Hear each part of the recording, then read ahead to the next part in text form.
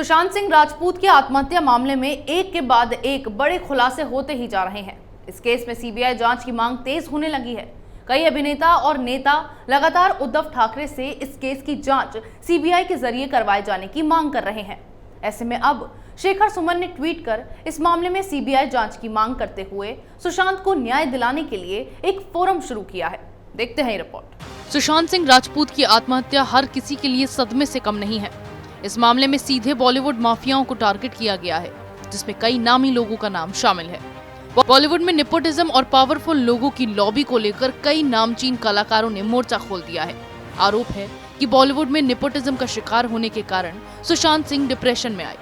ऐसे में सुशांत के मामले में न्याय के लिए कई लोगों ने अभियान शुरू कर दिया है।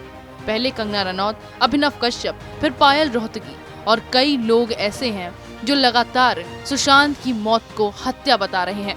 अब इन अभिनेताओं की कतार में एक नाम और शामिल हो गया है, अभिनेता शेखर सुमन का। उन्होंने सीधे इस मामले की सीबीआई जांच के लिए आवाज उठाई है। सबसे अहम बात तो ये कि इस मामले में न केवल अभिनेता बल्कि कई पॉलिटिशियंस तक सीबीआई जांच की मांग उठा रहे हैं।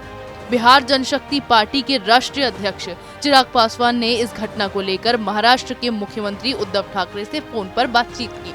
भाजपा नेता मनोज तिवारी सुशांत सिंह राजपूत के घर उनके परिजनों से मिलने पहुंचे। इस बीच मीडिया से बातचीत में उन्होंने उद्धव ठाकरे से सुशांत के केस में सीबीआई जांच का आग्रह किया।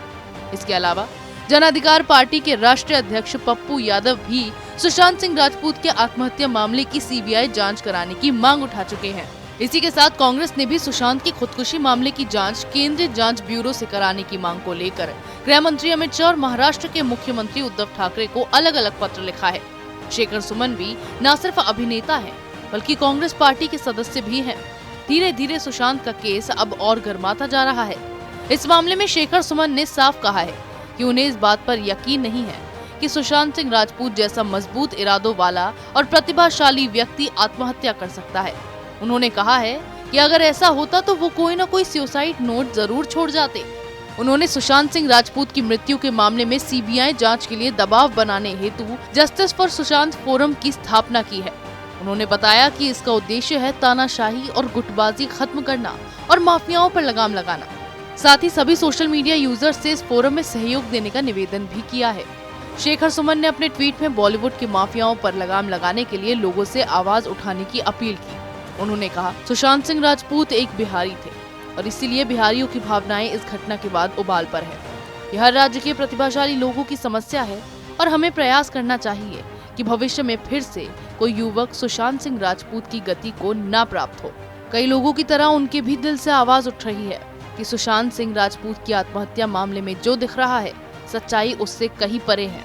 शेखर सुमन ने गुटबाजों पर करारा प्रहार करते हुए कहा कि फिल्म इंडस्ट्री के सारे शेर बनने वाले कायर सुशांत के चाहने वालों के कहर से चूहे बनकर बिल में घुस गए हैं। उनके मुखौटे गिर गए हैं।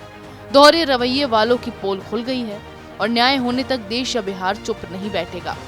सुशांत सिंह राजपूत का केस अब उबाल पर आ चुका है। कई अभिनेताओं से लेकर नेताओं तक अब इस मामले में सीबीआई जांच की मांग उठने लगी है। बावजूद इसके सुशांत सिंह राजपूत के केस में अब तक उद्धव सरकार चुप्पी साधे बैठी है। बॉलीवुड गैंग को एक्सपोज किए जाने की लगातार मांग उठाई जा रही है, लेकिन इस माफिया गैंग और उद्धव सरकार पर इसका कोई असर नहीं है। ऐसे में उद्धव ठाकरे की सरकार अब भी इस मामले में कोई सख्त कदम नहीं उठा रही है।